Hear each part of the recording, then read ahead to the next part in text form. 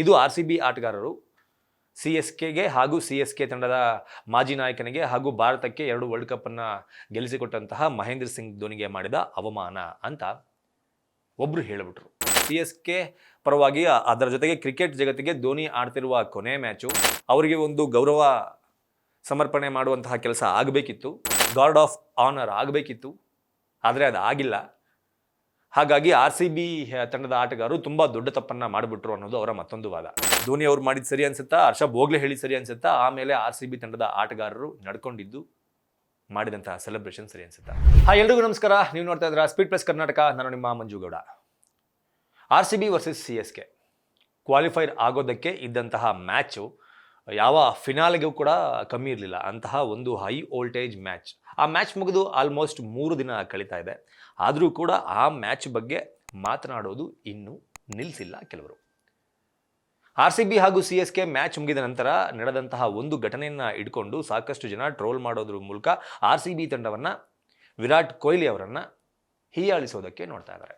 ಏನಾಯಿತು ಅಂತ ನೋಡೋದೇ ಆದರೆ, MS ಧೋನಿ ಮ್ಯಾಚ್ ಮುಗಿದ ನಂತರ RCB ತಂಡದ ಆಟಗಾರರನ್ನು ಅಭಿನಂದಿಸೋಕೆ ನಿಂತಿರ್ತಾರೆ. ಈ ಸಂದರ್ಭದಲ್ಲಿ RCB ಆಟಗಾರರು ಸಂಭ್ರಮಾಚರಣೆಯಲ್ಲಿ ತೊಡಗಿರ್ತಾರೆ.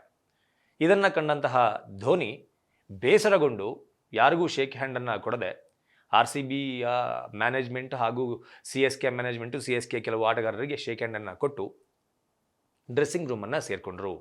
ಇದು RCB ಆಟಗಾರರು CSKಗೆ ಹಾಗೂ CSK ತಂಡದ ಮಾಜಿ ನಾಯಕನಿಗೆ ಹಾಗೂ ಭಾರತಕ್ಕೆ 2 ವರ್ಲ್ಡ್ ಕಪ್ ಅನ್ನ ಗೆಲ್ಲಿಸಿಕೊಟ್ಟಂತಹ ಮಹೇಂದ್ರ ಸಿಂಗ್ ಧೋನಿಗೆ ಮಾಡಿದ ಅವಮಾನ ಅಂತ ಒಬ್ರು ಹೇಳಿಬಿಟ್ರು. ಯಾರಪ್ಪ ಅದು ಅಂತಂದರೆ ಹರ್ಷ ಭೋಗ್ಲೆ. ಈ ಕೊನೆ ವರ್ಡ್ ಇದೆಯಲ್ಲ ಭೋಗ್ಲೆ, ಇದನ್ನು ಕೇಳಿದಾಗ ನಿಮ್ಗೆ ಏನನ್ಸುತ್ತೆ? ಹಂಗೆ ಅನ್ನಿಸ್ತಾನೆ, ನನಗೂ ಹಂಗೆ ಅನ್ನಿಸ್ತು. ಸೊ ಅವರು ಹರ್ಷ ಭೋಗ್ಲೆ ಅವರು ಏನೋ ಹೇಳ್ಕೊತಿರ್ಲಿ, ನೋ ಪ್ರಾಬ್ಲಮ್. ಸತ್ಯ ಏನಪ್ಪ ಅಂತಂದರೆ, ಅವತ್ತು ಧೋನಿ ಅವ್ರಿಗೆ ಬ್ಯಾಕ್ ಪೇನ್ ಇತ್ತು. ಅದನ್ನು ಫೀಲ್ಡ್ನಲ್ಲೂ ಕೂಡ ಅವರು ಅದನ್ನು ವ್ಯಕ್ತಪಡಿಸಿದರು. ಹಾಗಾಗಿ ಮ್ಯಾಚ್ ಮುಗಿದ ನಂತರ RCB ಸಂಭ್ರಮಾಚರಣೆಯಲ್ಲಿ ತೊಡಗಿದ್ದಾಗ ಅವರು ಫೀಲ್ಡ್ನಲ್ಲಿ ಇರಲಿಲ್ಲ. ಮೊದಲೇ ಬ್ಯಾಕ್ ಪೇನ್ ಇದ್ದ ಕಾರಣ ಜಾಸ್ತಿ ಹೊತ್ತು ಫೀಲ್ಡ್ನಲ್ಲಿ ಕಳೆಯದೆ ಅದರ ಜೊತೆಗೆ ಮ್ಯಾಚನ್ನು ಕೂಡ ಸೋತಿದ್ರು. ಆ ನೋವು ಬೇರೆ ಇತ್ತು. ಮ್ಯಾಚನ್ನು ಗೆಲ್ಲೋದಕ್ಕೆ ಆಗಲಿಲ್ವಲ್ಲ, ಕ್ವಾಲಿಫೈ ಆಗೋದಕ್ಕೆ ಆಗಲಿಲ್ವಲ್ಲ ಅನ್ನೋ ಬೇಸರ ಕೂಡ ಇತ್ತು. ಆ ಬೇಸರದಲ್ಲಿ ಅವರು ಬೇಗ ಹೋಗಿ ಡ್ರೆಸ್ಸಿಂಗ್ ರೂಮ್ನ ಸೇರಿಕೊಂಡ್ರು. ಇದನ್ನು ನೋಡಿದಂತಹ ಹರ್ಷ ಭೋಗ್ಲೆ ಇದಕ್ಕೆ ಬೇರೆ ತರಹದ್ದೇ ಆಯಾಮವನ್ನು ಕೊಟ್ಟು, RCB ಇನ್ನೂ ಫೈನಲ್ ಗೆದ್ದಿಲ್ಲ, ಇನ್ನೂ ಕಪ್ ಗೆದ್ದಿಲ್ಲ, ಜಸ್ಟ್ ಕ್ವಾಲಿಫೈರ್ ಆಗಿರೋದಕ್ಕೇ ಈ ರೇಂಜಿಗೆ ಸಂಭ್ರಮಾಚರಣೆ ಮಾಡ್ತಾ ಇದ್ದಾರೆ, ಈ ಮ್ಯಾಚಲ್ಲಿ ಇಷ್ಟೊಂದು ದೊಡ್ಡ ಸಂಭ್ರಮಾಚರಣೆ ಬೇಡವಾಗಿತ್ತು, ಈ ತರಹದ ನಾನಾ ಆ್ಯಂಗಲ್ಗಳನ್ನು ಕೊಟ್ಟು RCBನ ಟ್ರೋಲ್ ಮಾಡುವ ರೀತಿಯಲ್ಲಿ ಮಾತನಾಡಿದ್ರು. ಈಗ ಅವರೇ ಟ್ರೋಲ್ ಆಗ್ತಿದ್ದಾರೆ.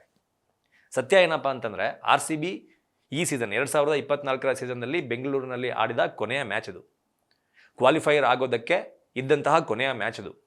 ಬ್ಯಾಕ್ ಟು ಬ್ಯಾಕ್ ಗೆಲುವುಗಳನ್ನು ಪಡೆದುಕೊಂಡು ಬಂದು ಫಿನಿಕ್ಸ್ನಂತೆ ಬೌನ್ಸ್ ಬ್ಯಾಕ್ ಮಾಡಿ CSK ವಿರುದ್ಧ ಲೀಗ್ ಹಂತದಲ್ಲಿ ಸೋತಿದ್ರು ಕೂಡ ಕ್ವಾಲಿಫೈಯರ್ ಮ್ಯಾಚ್ನಲ್ಲಿ ಅವರನ್ನು ತವರನ್ನೆಲ್ಲ ಬೆಂಗಳೂರಿನಲ್ಲಿ ಆಡಿ ಮನೆಗೆ ಕಳಿಸಿದಂತಹ ಮ್ಯಾಚ್ ಅದು. ಸೊ ಬೆಂಗಳೂರು ಅಭಿಮಾನಿಗಳು ಸಿಕ್ಕಾಬಟ್ಟೆ ವೇಟ್ ಮಾಡ್ತಾ ಇರ್ತಾರೆ. RCB ಮ್ಯಾಚ್ ನೋಡೋದಕ್ಕೆ ಹೆಂಗೆ ವೇಟ್ ಮಾಡ್ತಿರ್ತಾರೋ, ಗೆದ್ದ ಮೇಲೆ ಪ್ರತಿಯೊಬ್ಬ RCB ಆಟಗಾರನ ಸಂಭ್ರಮಾಚರಣೆಯನ್ನು ನೋಡೋದಕ್ಕೂ ಸಹ RCB ಅಭಿಮಾನಿಗಳು ಅಷ್ಟೇ ವೇಟ್ ಮಾಡ್ತಿರ್ತಾರೆ.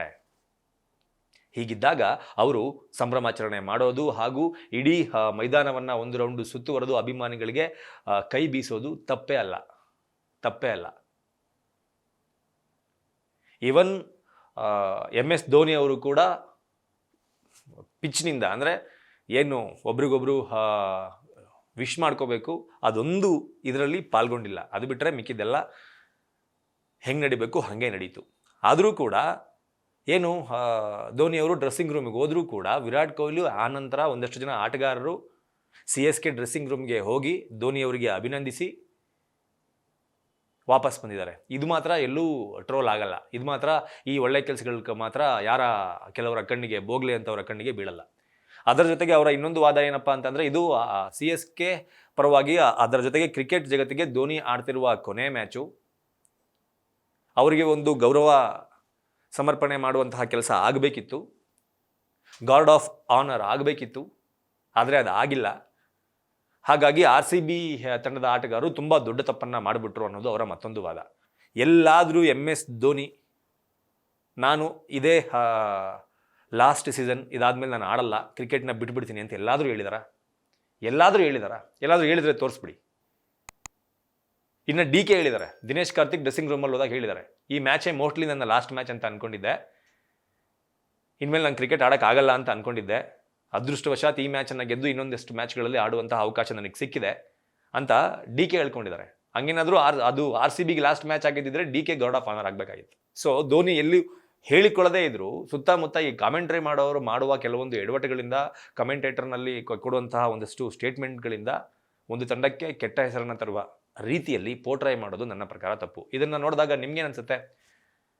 ಧೋನಿ ಅವ್ರು ಮಾಡಿದ್ದು ಸರಿ ಅನ್ಸುತ್ತಾ? ಹರ್ಷ ಬೋಗ್ಲೆ ಹೇಳಿ ಸರಿ ಅನ್ಸುತ್ತಾ? ಆಮೇಲೆ RCB ತಂಡದ ಆಟಗಾರರು ನಡ್ಕೊಂಡಿದ್ದು ಮಾಡಿದಂತಹ ಸೆಲೆಬ್ರೇಷನ್ ಸರಿ ಅನ್ಸುತ್ತಾ ಅನ್ನೋದನ್ನ ಕಮೆಂಟ್ ಬಾಕ್ಸ್ ಮೂಲಕ ತಿಳಿಸಿ ಅಂತ ಕೇಳ್ಕೊತಾ ಈ ವಿಡಿಯೋನ ಮುಗಿಸ್ತಾ ಇದ್ದೀನಿ. ನಮಸ್ಕಾರ. Beat plus Karnataka.